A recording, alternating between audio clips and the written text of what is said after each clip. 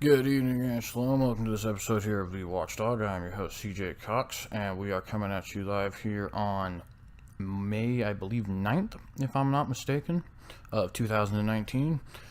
Got some interesting stuff to talk about today. Going to talk more about the fact that the Grand Blasphemous Francis over there in the Vatican has been charged with heresy by his own blasphemous church, and talk about the financial blacklisting, as some people are calling it, of conservative figures by banks, specifically MasterCard and Chase. We'll also be talking a little bit about the Iran deal, but first, I want to get into a discussion I had with this man that you see on my screen here, Mr. Chuck Baldwin, Pastor Chuck Baldwin of Liberty Fellowship, I believe his church is called. For those of you who are not aware, Chuck Baldwin is a what you call a perennial candidate. It's basically somebody who has run for office more than one time and has yet to be elected, and also a pastor and a podcast host. And he has been a member, or at least he was a member of the Constitution Party for a very long period of time. He was actually the Constitution Party's candidate for president in 2008 and their candidate for vice president in 2004, in what I actually believe to be like probably the best presidential team, if you will, of my lifetime, namely Michael Peralta and Mr. Baldwin here, Pastor Baldwin, sorry. Now, I actually like Pastor Baldwin quite a bit as far as very, very many issues are concerned. Everything with the Bundy Ranch, of course, you guys know how much of a supporter of Ryan Bundy I have been, right? The vast majority of things he talks about in regards to globalism and our participation in NATO and the UN, and all of our foreign aid that we give to people, his defense of protectionism, right? There's a lot of things that I actually really do like about Chuck Baldwin, is nationalism and strict interpretation of the Constitution to mean what it originally meant, right? A lot of things to like about this man. So when I'm talking about this, don't think that I am just railing on this man, because I'm certainly not. But this man has always had some problems, in my opinion. Namely, he is part of the Anti-Zionist crowd that we have recently taken a beef with. Obviously, you saw my video directed towards Adam Green of No More News. I referenced Chuck Baldwin in that No More News video, in the video about No More News, right? And I was talking to Pastor Baldwin on his Facebook, right, and asking him some questions that I actually won't be able to show you today, because much to my disappointment, Pastor Baldwin is not capable of taking criticism, as it turns out.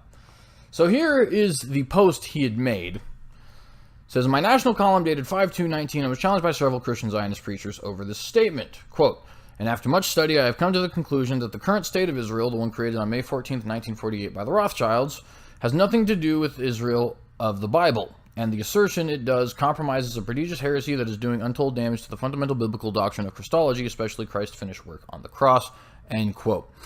Real quick, just automatically right out the gate, we need to pause because there's factual error, okay? There's also some inconsistency. So, Pastor Baldwin has said numerous times that he thinks that the United States created Israel. He has also said that he thought that the United Nations created Israel. Now he is saying that it is apparently the Rothschilds who created Israel, which, by the way, wrong, and wrong. All three are incorrect. If you actually look up the resolution to establish a state of Israel, which was done by the United Nations in 1947 after the, I think it was 1919, if I'm not mistaken. It might have been 1918, but nonetheless, the Balfour Declaration, it might have even been lower than that. I'm not sure exactly what year the Balfour Declaration was. But nonetheless, it was in 1947 when they had this resolution, right? And they actually did not vote in the end to confirm the state, because of the fact that Britain and the United States were abstaining. And you see, it didn't really matter what everybody else was saying if Britain and the United States were abstaining, because much like today, they have, the, what do they call it, Security Council power, right? Then nothing would happen. You're not going to actually get this to happen. That's why the Jews actually had to fight physically with, soldiers and guns and explosives and things like that, right? Have people die and etc. in order to actually get that state. And the idea that the Rothschilds somehow founded the state of Israel, it's interesting. There's always some new culprit when it comes to founding the state of Israel for the anti-Zionist crusaders. For example, I remember just talking on Twitter with one of the guys who was mad that I was calling out Adam Green. Excuse me.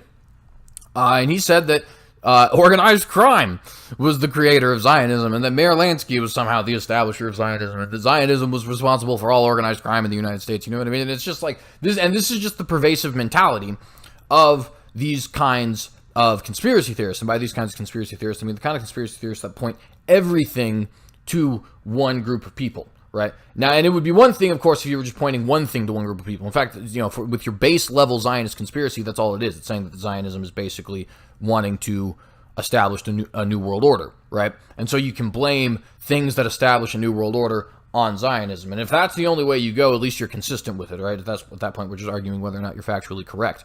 But with all these people, they're responsible for the banking and they're responsible for organized crime and all that kind of stuff. It's just nonsense. But anyways, point being, right, they've always got some new culprit. This time it's the Rothschilds. The Rothschilds, folks, did not found the state of Israel. That's a lie. The United Nations did not found the state of Israel. That's a lie.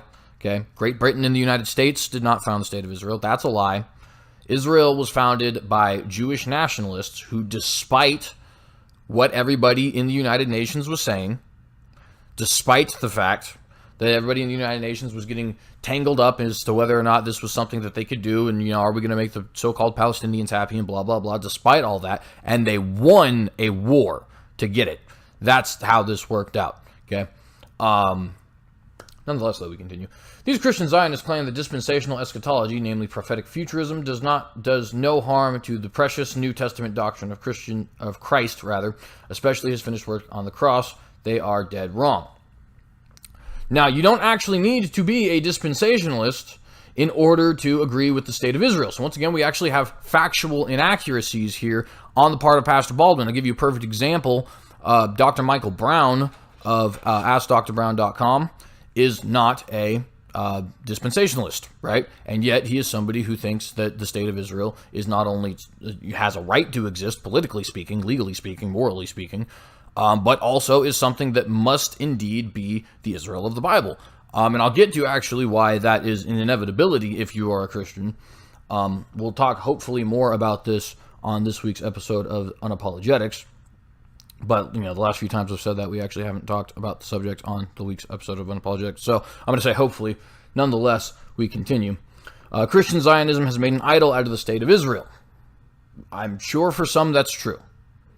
However, that is actually not what you originally claimed here, first of all, okay? And secondly, that's not true probably for the vast majority of people who are both Christian and Zionist, okay? Because when he says Christian Zionist, there is an ideology tied to Christian Zionism. You look up Jerry Falwell, actually, for more in-depth more in-depth description of that. But the idea that you can't be both Christian and Zionist is just factually incorrect. Zionism is nothing more than a nationalism for the Jewish people. It's just like patriotism here in the United States, right? Where you basically, the claim of a Zionist is that I believe the Israelite people, the Jewish people, the Israeli people, whatever you want to call them, Hebrew, right, etc., have a right to their own self-determination in the state of Israel. Specifically in the state of Israel and nowhere else. That is it. That is all Zionism teaches, okay? You can totally be a Zionist and a Christian. There's nothing in those two definitions, or in those definitions of those two words, rather, that negates the other, okay? It's completely possible. Nonetheless. Furthermore, Christian Zionism is spawning a mass return to Old Testament Judaic worship. Christian Zionists everywhere are promoting the building of a third Jewish temple. Prophecies properly understood do not foretell a third Jewish temple or a return to Old Testament Judaism.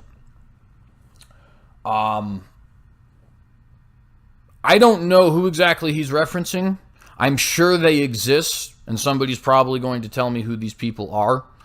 But once again, I can tell you that is not the majority of people who are both Christian and Zionist. Once again, I bring up James White. Once again, I bring up Michael Brown, rather. And then I bring up James White. And then I bring up Kent Hovind. And then I bring up, you could really go down the list. Sam Shamoon and basically any of the major Christian leaders as far as evangelical Christian fundamentalism is concerned, right? Not a single one of them is going to claim that we need to return to Old Testament Judaism or that we need to build a third temple. Michael Brown has actually said the exact opposite, that he thinks that there will be no third temple in our time, or that if there is a third temple, it will be the work of the Antichrist. I happen to agree with the latter interpretation, that there will be a third temple, but that it will be built in order to sort of legitimize a Antichrist-like figure. And I don't think it'll be the one that Ezekiel was talking about. I think it'll be a separate temple. But we'll get, like I said, hopefully more into that in another time. And as far as Old Testament Judaism is concerned, I'm certain that Old Testament Judaism would be better than where we're at now, considering the rabbinic Judaism that we currently have is a huge, huge perversion of the Old Testament scriptures. But there actually is an Old Testament Jewish movement. It's called Karaites, and I assure you, Pastor Baldwin, they're not gaining speed at all. There's like 100,000 of them in the entire world. Okay, so that's just simply not the case. Now, I do think there is a lot of questions around this issue, politically speaking. I think it doesn't make any sense that, for example, a Jew will be arrested for saying a hymn or a psalm at the Temple Mount, and yet the Muslims can do it all day. It's their third holiest site. Could you imagine building a synagogue on Mecca? I mean, you can't tell me that wouldn't be messed up, right? And if you actually look at the history behind it, it's obvious that the Dome of the Rock is just there in order to piss off the Jews and do the same to the Christians as well. That's why it's higher in elevation in the city than the Church of the Holy Sepulchre. And I think those will inevitably lead to some sort of a movement that wants to reestablish a third temple. I don't think there are any Christians out there who are saying that that is a good thing religiously speaking. I think politically speaking, it's a good thing, and as a result, it's inevitable, and it's going to end up creating some religious problems. But that is also inevitable. I mean, we do have prophecies from the scripture that strictly foretell that, we are going to get very rough times ahead.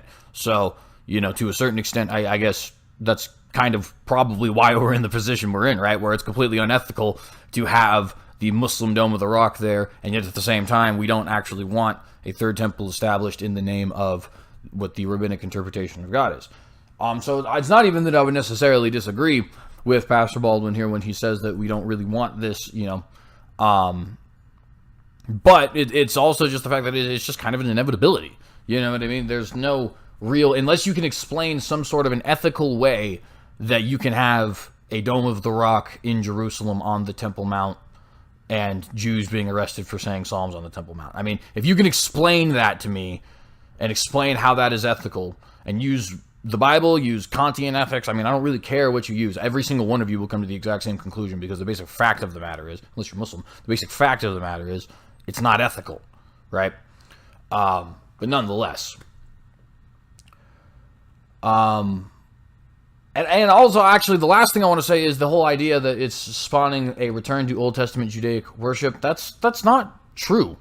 It's just not true at all. If you want to make the claim that because some people are now eating kosher foods and some people are now, attending Sabbath, and that's an example of Judaizing, I mean, I guess you could make that claim. I know the vast majority of Sabbatarians and people who, are following Messianic Judaism and things like that are actually not telling other people that they are not saved for doing so. There's some who do. Obviously, the Seventh-day Adventist Church comes to mind, but it's not the norm. It's certainly not the norm. I'd reference, again, Michael Brown. I referenced Jonathan Cahn. I referenced Jews for Jesus, right? So, or Stephen Ben-Nun, right? So, tons of Messianic Jews in this particular sense. There's nothing in the scripture that says you shouldn't do those things. So, I would certainly hope that you're not being ironically Pharisaic by condemning people for that. But nonetheless, right, the greater point is, as far as this is concerned, is there's 200,000 Messianic Jews in the entire world. There's like 17 million Seventh-day Adventists in the entire world, which would be if you were going to go down this road, would be a much wiser organization to attack based off of sheer numbers. So it's just false, right? That we're having a whole turn. If you combine these Karaites and Messianic Jews together, they make up less than the population of Wyoming, okay? In fact, they make up almost half of the population of Wyoming. So, This is just not true to say that there is this mass return of people to Old Testament Judaic worship. If a third temple were to be rebuilt, animal sacrifices return. This is not only heresy, it is blasphemy. Yes, indeed it is. The book of Hebrew makes it clear that Jesus' death on the cross was God's sacrificial lamb for all mankind, sacrificed once and for all. Agreed. Tell me how exactly that means you can't be Christian and Zionist at the same time. That's thing number one, okay?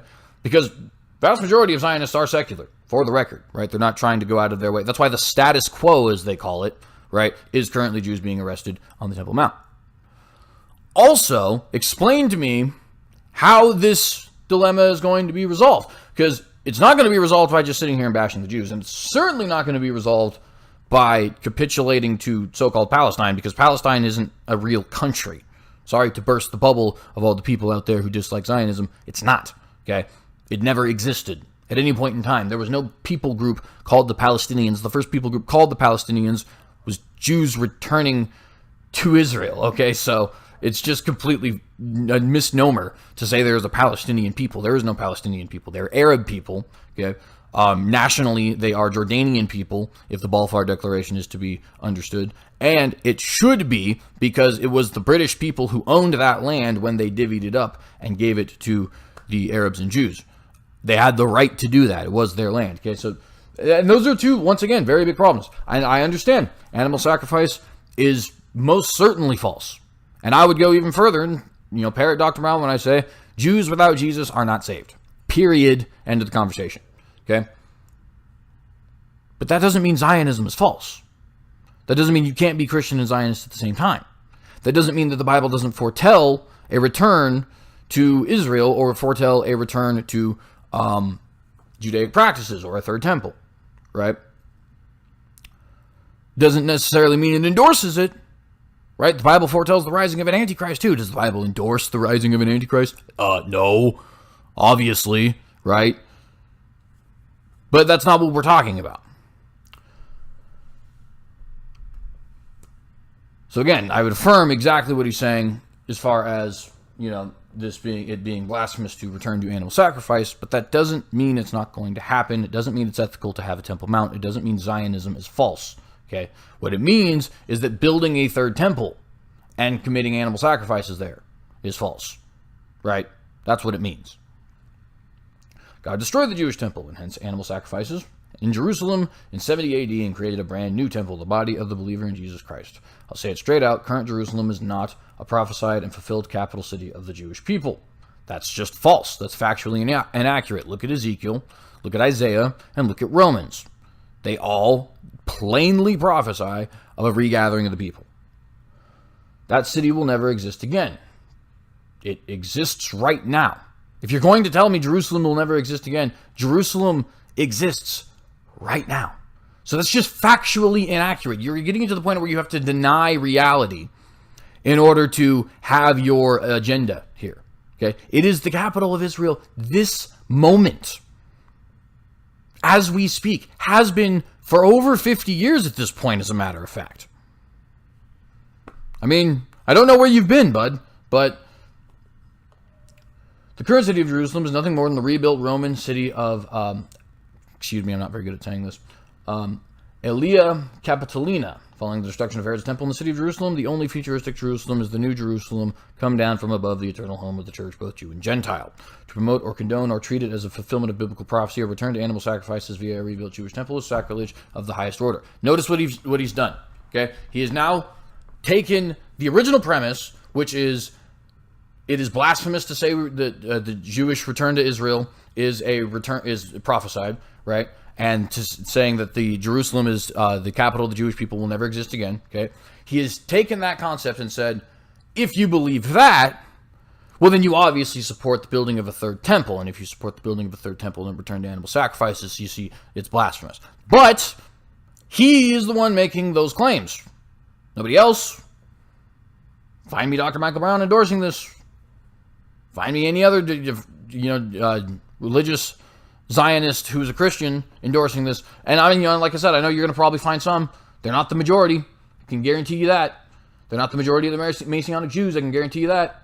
Right? In fact, most of the people you're going to find are probably people in Chabad. right, are probably people who are, part of Lubavitch or whatever, right? Probably people who are Orthodox Jews or ultra-Orthodox Jews. It's not going to be Christian Zionists for the most part.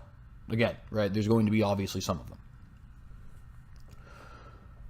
He said Christian Zionism also promotes return to Judaic festivals, feast days, new moons, etc. Within American churches, such an act makes a mockery of Jesus' death and resurrection as creation of the New Testament church therefrom. Where? Show me. Prove that, because that's a lie. That's factually inaccurate.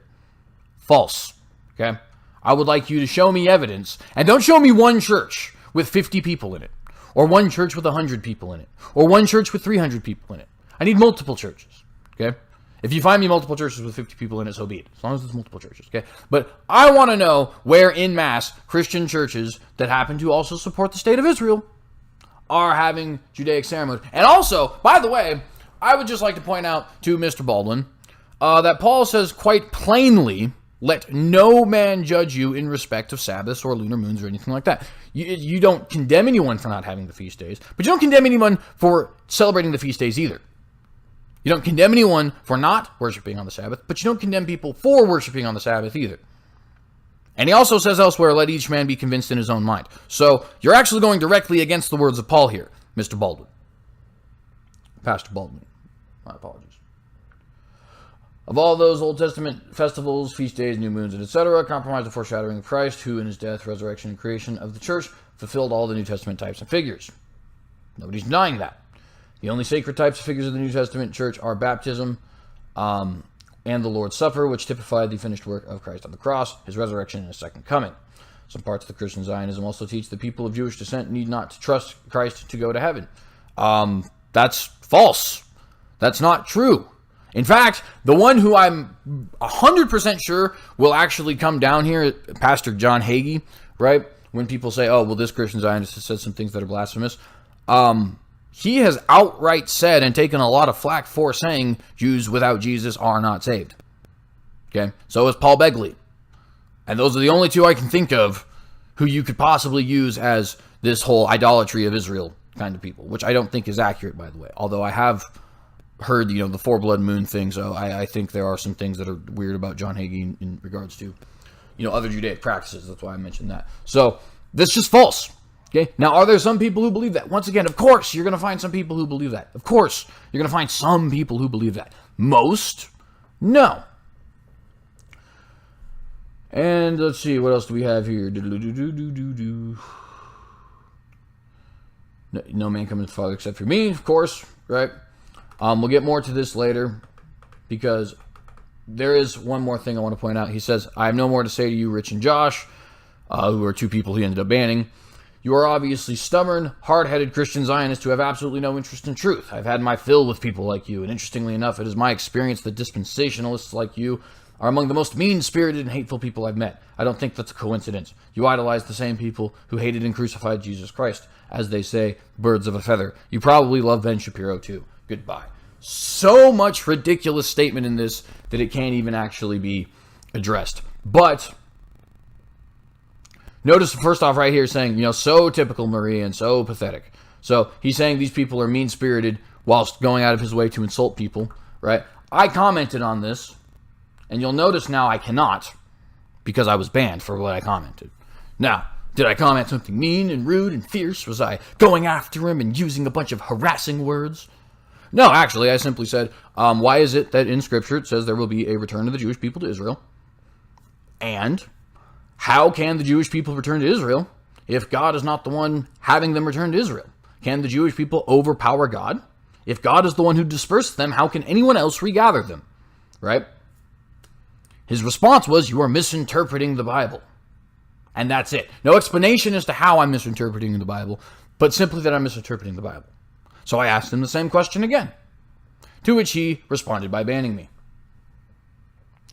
And, as you can see, he goes out of his way to go after other people. Now, why do I call this out? Well, because this is, quite frankly, ridiculous, and it's coming from a lot of people who I, at one point, would have considered, allies politically. We didn't know each other, obviously, but people who I would have voted for, people who I supported, in Israeli News Live, I often talked about them, and yet now they're all spewing the same nonsense. And when you call them on it, they all get defensive, None of them are willing to speak to you, right? Adam Green obviously said he wasn't even willing to watch the video that I had, which, I mean, why? You afraid of being shown up by a nobody?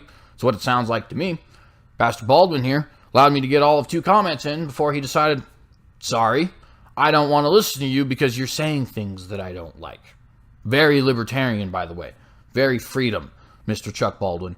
And the whole thing, you probably like Ben Shapiro too. Like, I mean, are you kidding me? What's wrong with liking Ben Shapiro? Like, tell me exactly what is wrong, politically speaking, with liking Ben Shapiro. I don't know. Anyways, let's go ahead and move on here because there are other things I want to speak about. Pope Francis, accused of heresy.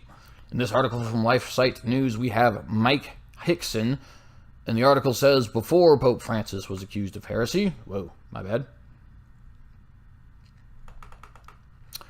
Catholics reach out to him numerous times. This is May 7th, 2019 that this was written.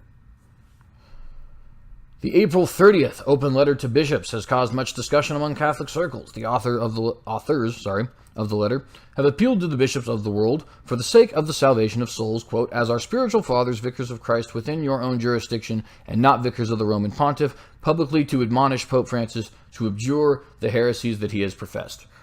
I mean, right off the bat, we have to point out the irony, do we not? The irony of people saying that it is our duty as those in place of God to call out Pope Francis, who is supposed to be in place of God. I know that that is an irony completely lost on all of the Catholics in this room, but, or in this, whatever, I don't know, whatever you guys are in. But, I mean, it's just, is that not the most hilarious thing? Right? This kind of thing just flies over people's head completely. How can anyone be in place of Christ? That is heretical.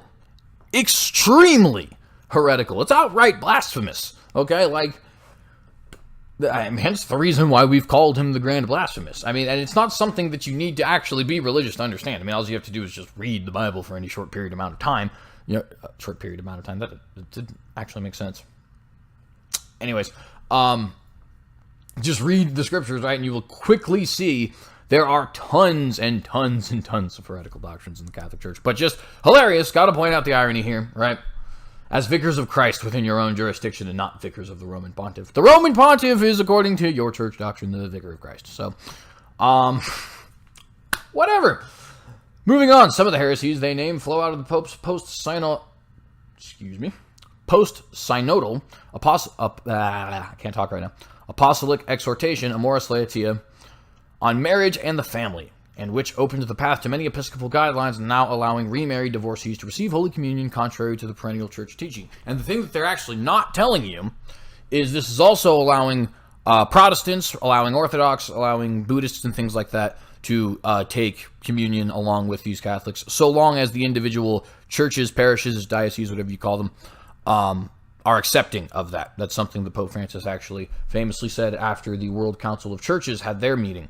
And, of course, we were reporting on that at the time.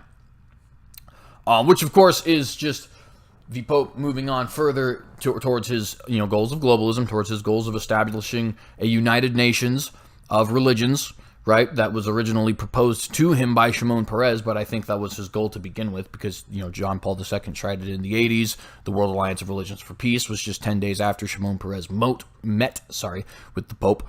And so, nonetheless, we move on, though. Some Catholic commentators have argued against the open letter with the claim that Pope Francis deserves the benefit of the doubt with regard to some of the papal quotations as they are presented in the open letter. As Father Thomas Petri, OP, for example, stated, quote, I'm disappointed that a group of theologians, some of whom I admire, choose to express themselves by contributing to a letter calling the Pope a heretic. Their citations of him can be all interpreted in a way that gives the Holy Father the benefit of the doubt which we owe to him. I mean, once again, just to point out the obvious irony of calling the man the Holy Father when the Bible says explicitly call no man Father, but not a heretic, right? And the rest of them aren't heretics either, don't worry. In a similar manner, other commentators have asked whether the authors have first contacted the Pope privately, or whether they first went to their own bishops with their objections. For example, the vice president of the Center of Legal Studies at the Center for Family and Human Rights, CFAM, Stefano Gennarini, stated on Twitter, quote, "I only want to know one thing. Did any of the folks on this list even try to express their concerns with His Holiness privately, through their bishops, or even publicly before inciting others to schism?" His Holiness. Just so much irony. I mean, right, so it's like, it almost makes the accusations of heresy against him kind of null and void, right? If you're thinking about this from a scripturally consistent perspective. It's like, obviously he's a heretic, so are the rest of you. Please leave. You can totally repent of that. At least, I hope, right? I'm not sure if, to the best of my knowledge, none of you committed the unpardonable sins, is what I'm saying. So, these are objections that should be faced and discussed, since we are in the middle of an unprecedented situation in the history of the Catholic Church. That's not true. That's just the most ridiculous thing I've ever heard. The Great Schism. Hello? Orthodox split from 1054, right? The Orthodox split from the Catholic Church. The Protestant Reformation. I don't know. It's just ringing a little bit of a bell. Anyways, since we are in the middle of an unprecedented situation in the history of the Catholic Church, reasonable people can come to different conclusions here. It must be remembered that during the time of the 14th century anti-popes, there were saints on both sides. He says it's unprecedented and then goes on to say that this is... anyways. Layla Marie Lawler, wife of Catholic commentator and book author Phil Lawler, commented on the ongoing discussion on Twitter, saying, quote, "Worst take, give Pope Francis the benefit of the doubt, as if criticism is personal and not about objective issues, the defense of which he has ultimate responsibility.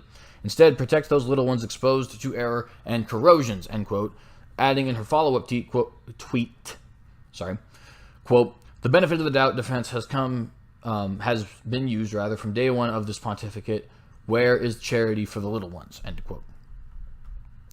In light of the piercing comment, it is worthwhile bringing to mind how many Catholics, as children of God, have called out the Pope for clarifications, correction, and help, and how many learned Catholics, bishops, cardinals, priests, and laymen alike, have issued during the last 6 years pleas to Pope Francis himself. The list of initiatives taken under Pope Francis' pontificate was started on Twitter by his author, and is substantially enriched by others, such as Layla Lawler and Julia Maloney. The list is now very long, and it will prove how many Pope Francis has received to respond. How many chances Pope Francis, has received to respond to accusations of his allegedly heterodox teaching. In March of 2013, Pope Francis was elected. In February 2014, he asked Cardinal Walter Casper to give a speech to the College of Cardinals in which he presented the idea to give Holy Communion to some remarried divorcees. This speech was hotly discussed at the consistory, with perhaps about 85% of the attending cardinals opposing Casper's progressive ideas, according to a report by Marco Tossati. This event, together with Pope Francis' announcement of a twofold synod of bishops on marriage and the family in 2014 and 15, inspired the first public attempts at preserving the Church's traditional teaching. What follows is a non-exhaustive list of 20 direct attempts by clergy and laity to reach Pope Francis for clarification. Following is this list is a list of indirect attempts. So, to try and briefly get over these, you have October 2014, a large U.S. Catholic parish, St. John the Baptist in Front Royal, Virginia, issued an affirmation. Man, I cannot read. I'm going to restart that. In October of 2014, a large U.S. Catholic parish, St. John the Baptist from Front Royal, Virginia, issued a affirmation of faith concerning marriage and the family that gained more than 1,000 signatures from parishioners and was sent to Francis. On the 16th of April, 2015, the Catholic newspaper The Wanderer published an open letter to Pope Francis in which the signatories asked Pope Francis that he would celebrate the conclusion of the Synod of the Family with a clear and strong reaffirmation of the Church's timeless teaching on the indissolubility of marriage, the nuptial nature and definition of marriage, and conjugal love, and the virtue of chastity as presented in the Catechism of the Catholic Church. After the first troubling synod in December 2015, the author of the article herself made her small attempt to defend the Church's teaching on marriage by writing an open letter to Pope Francis, arguing on the basis from her own experience as a child of divorce. This letter was sent to Pope Francis, but was never responded to. Continue, April 24th, very shortly after the publication of the papal document, Anastasia Schneider, a bishop, published a charitable and clear critique of Amoris Laetitia, speaking about the confusion and contradictory interpretations even among the episcopate following from the papal text, calling upon the church's hierarchy and laity to beg the Pope for clarification. July 2016. July 13th, 2016. In a spirit of love, humility, and faithfulness, 16 international life and family advocates asked Pope Francis, in a powerful plea to the Pope, to unambiguously speak the truth of the Catholic faith, to end doctrinal confusion, to restore clarity, and to be the Holy Father that the Catholics need. July of 2016, 45 clergy and scholars published their letter to the Cardinal of the Catholic Church, in which they request that the cardinals and patriarchs petition the Holy Father to condemn the errors listed in the documents in a definitive and final manner, and to authoritatively state that Amoris Laetitia does not require any of them to be believed or considered as possibly true. The letter contains a very detailed list of potentially heretical or heterodox statements that could be drawn out of Amoris Laetitia. On August 3rd, 2016, Joseph Seifert, professor, published a detailed critique of Amoris Laetitia, listing several errors in the document that could be potentially heretical and asking the Pope to revoke them from himself. Or to revoke them himself. Sorry, I'm doing a terrible job reading today. I'm sorry. Seifert was later, in August of 2017, to issue a second text on Amoris Laetitia with questions addressed to Pope Francis and all Catholic cardinals, bishops, philosophers, and theologians. It deals with dubium about a purely logical consequence of the affirmation in Amoris Laetitia, and ends with a plea to Pope Francis to retract at least one affirmation of AL. The question is that we can know with a certain moral security that God himself asks us to continue to commit intrinsically wrong that we can know with a certain moral security that God himself asks us to continue to commit intrinsically wrong acts such as adultery or active homosexuality. 14th, 2016, 4 cardinals published a letter to the Pope asking... messed that up. That they had sent to him privately on September 19th and that remained unanswered, which is very unusual. The letter contained the now famous 5 dubia concerning Amoris Laetitia. Then subsequently 15 cardinals, archbishops, and bishops expressed their support for the dubia. Among them was Cardinal Joseph Zen, who I have, of course, spoken very highly of, despite his unfortunate position of hierarchy in this church. Ike,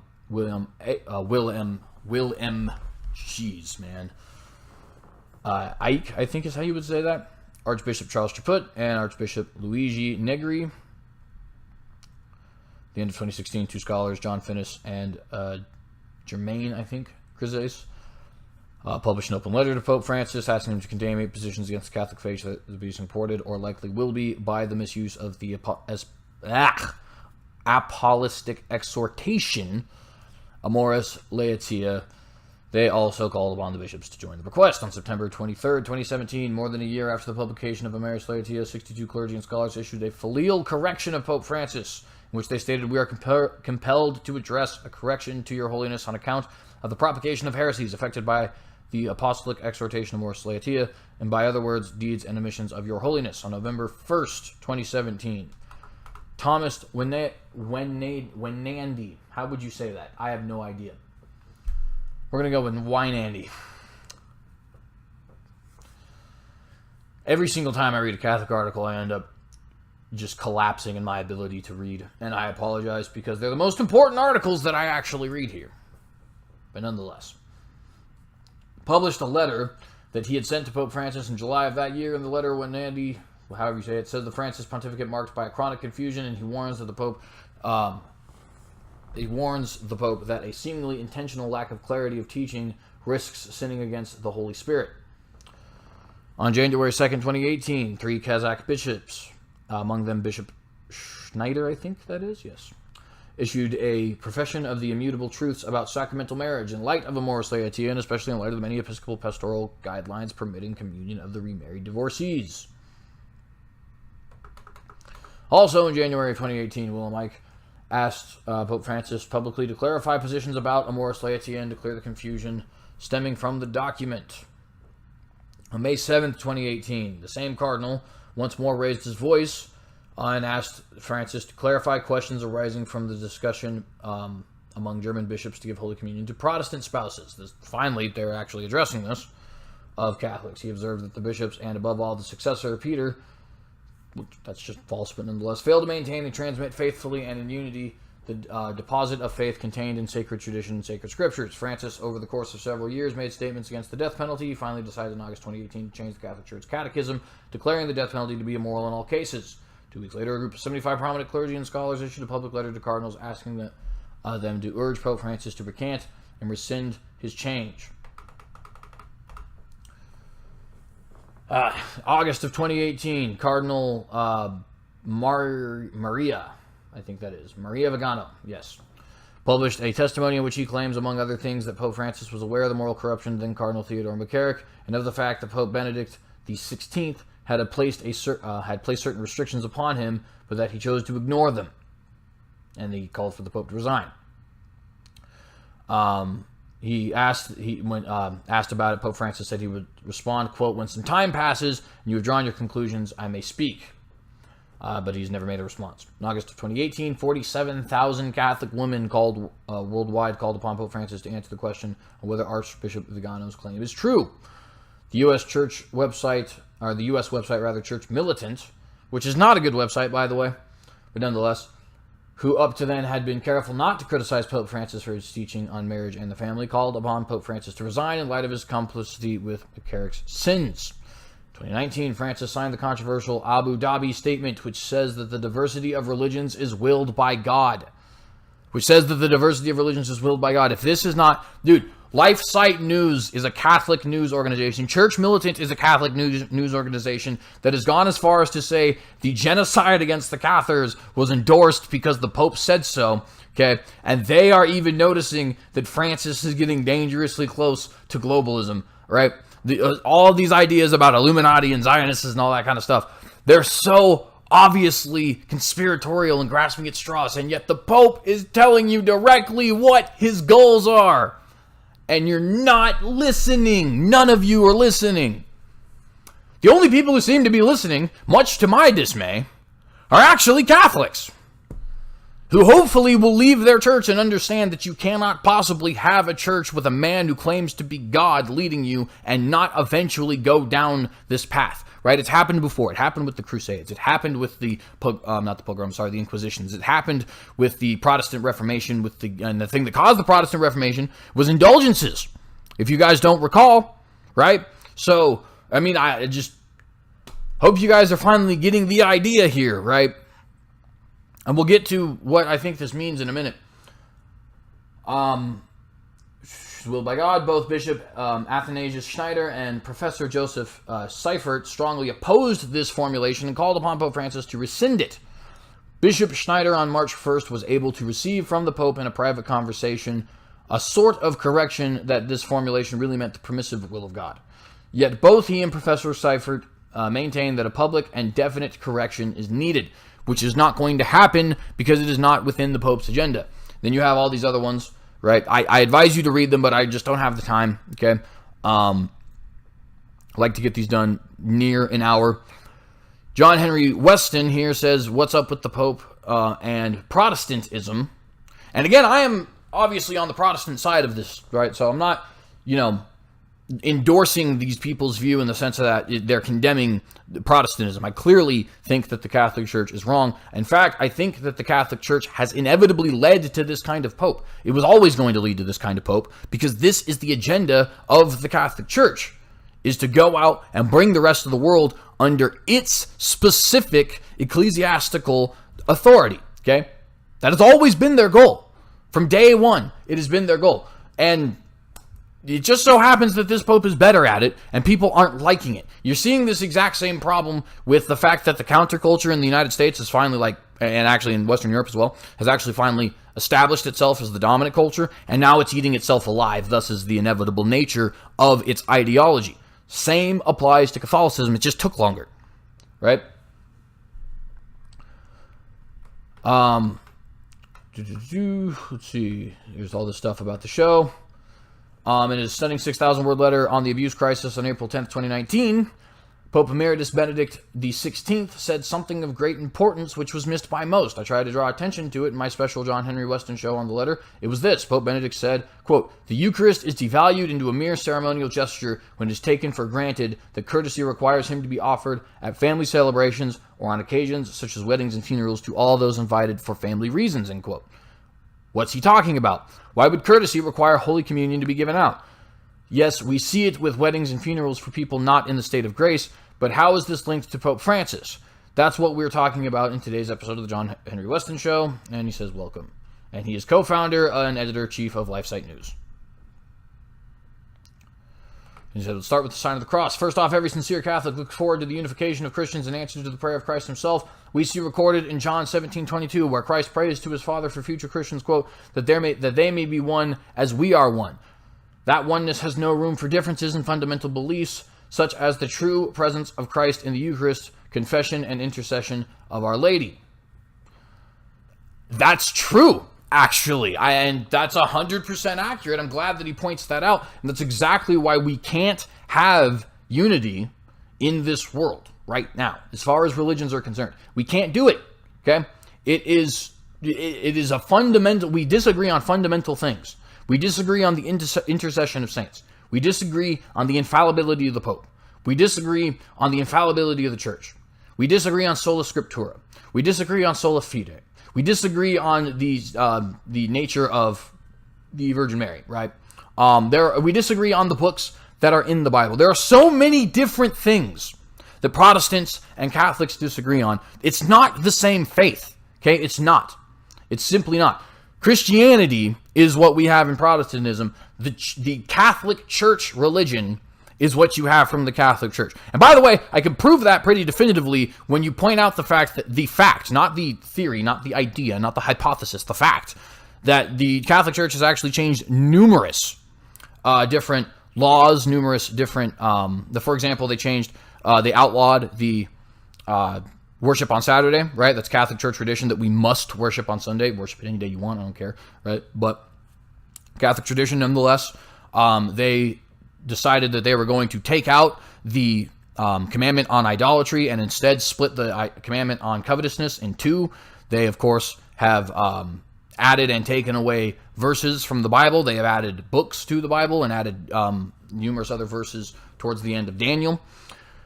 I mean, we could go on, right? There's so many different examples of how this is just a different faith. It simply is, okay? And for us to unite with each other is to compromise on the fundamentals of our faiths. That's point number one. Point number two is it is also exceptionally dangerous because it will bring all the different world leaders together with religious authority, right? And they're going to know we made peace because everybody's under this, this ridiculously false narrative, right? That religion is somehow the greatest cause to human suffering on the planet. It's not true. It's like less than 7% of all wars and less than 5% of all genocides that are religious in nature, which is 7% and 5% too much. However, the fact remains, right?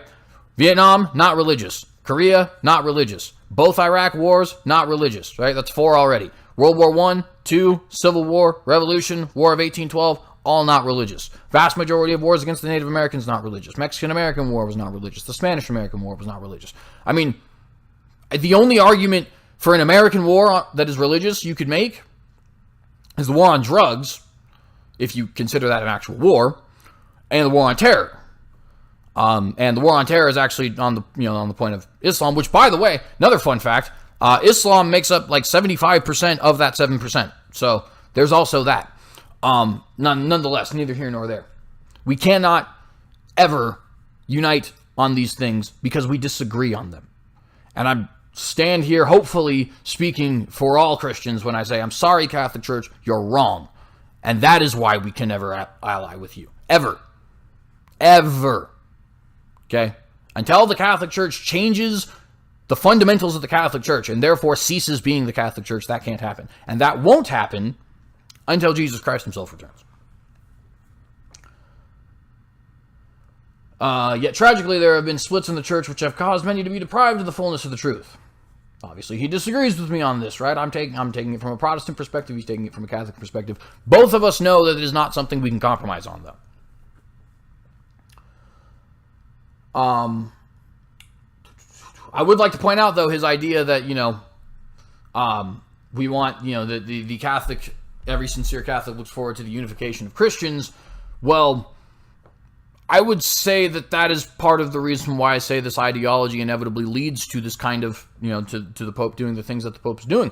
Because, to be perfectly frank, that's not what the interpretation, at least, of that verse is for Christians. We'll all be unified in heaven. We don't need to necessarily agree on everything doctrinally down here, okay? If I happen to not believe predestination or believe predestination, that doesn't mean somebody else is not saved for doing so. Now, is there fundamentals that we can't compromise on? Of course. But, it's, you get my point. Anyways. Man, I really running on time here. Got 50 minutes left. Brethren and converts like Scott and Kimberly Hahn, in the work of organizations like Catholic Answers that built up those converts to bring thousands back to the fullness of faith, the sacraments to Our Lady. My own wife is among the number, celebrating 20 years as a Catholic this year. Francis' approach to the question of those Christians who lack the fullness of faith has been very confusing. In frequent talks against proselytism, he only makes sense if you understand proselytism to mean force or pressure to convert someone. However, from his statements and actions on the subject, it's still confusing even with that interpretation. In an October 2013 interview with La Repubblica, he said, quote, proselytism is solemn nonsense. It makes no sense. Later in the same interview, he said, I believe in God, not in a Catholic God. There is no Catholic God. There is God, and I believe in Jesus Christ, his incarnation. We're going to go ahead and end here. I want to go ahead and recommend that you guys read the whole article because it's a great article that points out precisely my point. Okay, it's what's up with the Pope, what's up with Pope Francis and Protestantism. There's a video if you want to watch it instead of reading the transcript. It's from the John Henry Weston show. John Henry Weston is the one doing it, right? And so let's just discuss a few things though. Where is this going? Because I think I have a very good inclination as to where this is going. And of course, if I'm wrong, I'm wrong. But I think I have a very solid inclination as to where this is going. The basic fact of the matter is Catholic doctrine teaches the infallibility of the Pope on moral and religious matters. Okay? That is a fact. So right now, what you actually have is a contradiction of doctrines, right? In that, is the Pope's infallibility the doctrine, okay? Or is the respect for marriage, the idea of keeping us separate when we believe fundamental things, fundamentally different things, right? The respect for traditionalist marriage, right? Not just the fact that marriage in general, right? Like we don't like divorce, but also homosexual marriage is something that he's very down with, right? Are those things going to split the church? Or is the Pope going to just basically clamp down and use this as a way to take power in the church? What is more important, right? Is it the doctrines that are more closely linked to what Scripture actually teaches morally, or is it the infallibility of the Pope? I think there are one of two possibilities here. Possibility number one, and the likely possibility, in my own opinion, is that Pope Francis will let this escalate to a point of near schism, if not outright schism, and then he will use his infallibility as Pope, which is what the Catechism of the Catholic Church teaches, to clamp down on the schismatics and to essentially eliminate the traditionalist Catholic vein in his church, which will effectively eliminate any true Christianity left in the Catholic Church. I don't see any possible way that they get him out. He's too powerful, quite frankly. Okay, he has too many people on his side, quite frankly.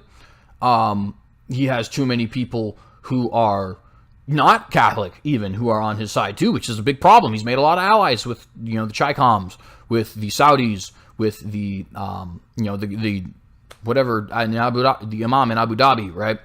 A lot of friends. And I just don't see any way that you realistically are able to get rid of him. Okay? Now, is it possible? I mean, anything's possible, right? But it doesn't seem very likely to me. It seems much more likely that what's going to happen here is Pope Francis is going to let this get to the point where you're starting to have a true schism, and then he is going to clamp down on the traditionalists and essentially eliminate them. And the traditionalists are going to be forced to either go with the Protestants or stick with their church. And who knows, how bad that can actually get. We have seen in the past the Pope outright executing those who left, right? That happened both during the Great Schism and during the Great Reformation. Would this Pope do it? I mean, I wouldn't put it ahead of him. I certainly wouldn't put it ahead of him. I mean, the man goes ahead and covers up for pedophiles, for crying out loud, right? Murder is above him. You kidding me? The second possibility, which is actually equally terrifying, is that Pope Francis achieves all of the globalist ideals that he is wanting to achieve. He gets a united religion established. He gets a solid relationship with the Chicoms and helps them establish their Silk Road initiative and all the other things that he wants to do. And then he actually is deposed, and some sort of radical church militant traditionalist Catholic takes control and actually has a lot of power in the rest of the world because of what Pope Francis did. Which is also very likely. I don't think it is the most likely, but there's only two possibilities. So the most likely can be anywhere from 1 to 49%, or the least likely rather, right? Those aren't necessarily great odds. This is something that I definitely could see happening. It would make Pope Francis in the end still successful in his agenda, which is to liberalize the church, which is to make the church doctrine sort of watered down, to spread confusion, and mainly to get the church to dominate the public sphere. Wants to dominate humanists with love and compassion, quote unquote, right? And the Buddhists and the Muslims and the South Korean peace conferences, right? And the Israeli-Palestinian peace conferences, and etc. And so either way, he is going to be successful in what he's trying to do. I firmly believe that. I hope to God that is not the case, and I genuinely mean that. Like I would pray for that not to be the case, because I don't think this is good at all. I think it's a horrible, horrible situation. Nonetheless, though, it does seem to be the situation, and what else can you say? I do think it'll be more likely that Francis will use this to clamp down on all of his critics within the church, and then he's going to continuously move out and expand his power globally. But like I said, the latter possibility is a possibility, and it's equally terrifying. Nonetheless, I want to get to one last thing before we leave here. Okay, I wanted to actually read this entire article from Breitbart News. Financial blacklisting, Chase Bank withdrawal services from independent and conservative figures. We're going to go ahead and run through this really fast. Chase, one of America's big four retail banks, has withdrawn service from a number of conservatives in recent weeks, among a rise in financial blacklisting by payment processors and credit card companies. Martina Markota, a video host for the conservative news website Rebel Media, reported on social media that Chase sent her a letter earlier this month stating that it would terminate service due to her business, Magnum Opus Productions, LLC, which is linked to her graphic novel, Lady Alchemy. Chase did not give a reason in the letter for its decision to terminate Markota's account. Chase doesn't close accounts via APPs. They send you an official letter in the mail. Wake up, people. This is what a closed account looks like, not an app glitch. APPs. I don't know what. Sorry. Apps. I can be a real idiot sometimes, I'm not going to lie. Markota's reports followed a string of similar incidents which saw Chase withdraw services either temporarily or permanently from conservative and alternative media figures. Last week, independent reporter, Army combat veteran, and Purple Heart recipient Joe Biggs reported that Chase closed his account. Biggs told One American News that while the bank letter agreed to resume services to him, it was only in the aftermath of social media backlash from the Trump-supporting veterans' followers. Biggs has opted to take his services to another bank, good, and started a cancel Chase hashtag on Twitter, urging his supporters to follow suit. If you have a Chase bank account, let me be the first to say, cancel Chase, run them out of business. They do not deserve your business. Okay? Earlier this month, Chase's online payment processor withdrew services from 1776.shop, an online store run by Enrique Tarrio, the American of African and Cuban descent leader of the right-wing Proud Boys organization. Chase Bank subsequently sent Tarrio a letter informing him that they would shut down the personal account as well, giving him until the 1st of April to move his funds and automated payments to a different bank.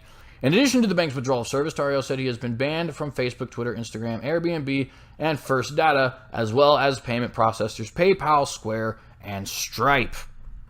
Conservative activist Laura Loomer also reported that she was unable to access her Chase banking app last week, although it is not yet clear if this was a formal suspension or a system error, which is a common problem in banking apps. These moves by Chase come amid a rise of politically motivated denials of service by credit card payment processors and online funding platforms. In August, MasterCard and Discover blacklisted conservative and Islamic critic Robert Spencer. Remember, at the time, it was only us who was actually even talking about that. I know it was Rebel.media as well. And it took like 2 or 3 weeks for anyone else to actually start talking about that, if you recall. But nonetheless, it's nice to see people are actually talking about that now. In the same month, Visa and MasterCard ceased services to David Horowitz, who is also an Islamic critic. While credit card processing service to Horowitz was eventually restored, Spencer remains financially blacklisted. Online funding platform Patreon triggered a user boycott last year when they withdrew service from the popular critic of progressivism, Carl Benjamin, aka Sargon of Akkad. Numerous high-profile users of the platform, including Sam Harris, Dave Rubin, and Jordan Peterson, quit the platform in protest. It later emerged that Patreon's anticipation of credit card companies' objections played a key role in its decision. Once again, that also started with Richard Spencer. Many of the companies involved with the rise of financial blacklisting have faced a sustained campaign by left-wing agitators, including the Southern Poverty Law Center and Color of Change, urging them to withdraw service from conservatives and Trump supporters. Yeah, I know, the Southern Poverty Law Center urging them to withdraw the services from Trump supporters because they're nothing but a disgusting socialist organization, right? They're the Socialist People's Losers Club. Or the Socialist Progressive Losers Club. Let's go with that. The former was allegedly responsible for the blacklisting of Robert Spencer, while the latter claims to have removed 158 funding sources from, quote, white supremacist sites, end quote, even though they have no idea what that word means, or that term means, rather. Although as the group didn't publicly name the alleged white supremacist sites. The far left typically smears Trump supporters with the label. Very, very true. Even liberal groups have raised the alarm from financial blacklisting. In a comment to Breitbart News last July, the Electronic Frontier Foundation warned that banks and payment processors were becoming de facto internet censors. Yes, they are. Responding to Breitbart News' request for comment, a Chase Bank representative said that the bank would not comment on individual account holders for privacy reasons. Insert the ad from the Watchdog here because they're filthy, disgusting cowards who deserve to choke on their own vomit, right? Sick and tired of these people. They are literally useless humans. They don't deserve the breath that is being given to them by the trees on this planet, thanks to our almighty God. Now, it's only God's decision whether or not that will actually be taken from them. So, don't take that as an endorsement of violence. But nonetheless, to be perfectly clear, these people are disgusting pigs, less than dog meat, okay? The stuff that I pick up when my dog goes to the bathroom, that's worth more than Chase Bank. Anyways. However, the representative added that the bank would never close an account for political reasons. Liar! We have a Bologna alert. Chase Bank is full of crap, per usual. So, don't use Chase Bank, don't use MasterCard. And, ladies and gentlemen, we are getting to a very dangerous time where we absolutely need to, create our own grocery stores, create our own banks, create our own YouTubes, okay? Because we are starting to see mass censorship, the likes of which we have never seen in this country. Okay, I mean, forget the silver age of comics and the rating on music and movies and and other things like that in video games. We have never gotten close to what we're at right now with banks blacklisting people, with financial services blacklisting people. How long is it going to be till internet services blacklist people? I mean, this is the inevitability of what we're leading towards. So we need to found our own companies. And by the way, all of you conservatives out there calling for regulation, stop now, because it is going to get worse for you. It is going to get so much worse for you. You think the United States government doesn't have some sort of an agenda to want to support censorship and to want to support regulation? You don't think Facebook doesn't have some kind of agenda when they want to support regulation, right? Open your eyes, guys. Seriously. I mean, to see people like Paul Joseph Watson and Alex Jones, used to be at the forefront of combating internet censorship, go out of their way to say these groups need to be regulated instead of just founding your own companies, for crying out loud. It's just, I mean, it's horribly disheartening. Horribly disheartening. But anyways, we're done here. Wanted to pull out of other stuff, but I'm just going to briefly let you know what they are. Iran pulls out of says it's going to pull out of parts of the nuclear deal and says they have 60 days to renegotiate terms. Also, Tucker Carlson calls Brian Sims a frothing extremist and a totally mainstream figure in today's Democratic Party. He is, of course, the one who was harassing people for having the audacity to be against the pro-death crowd.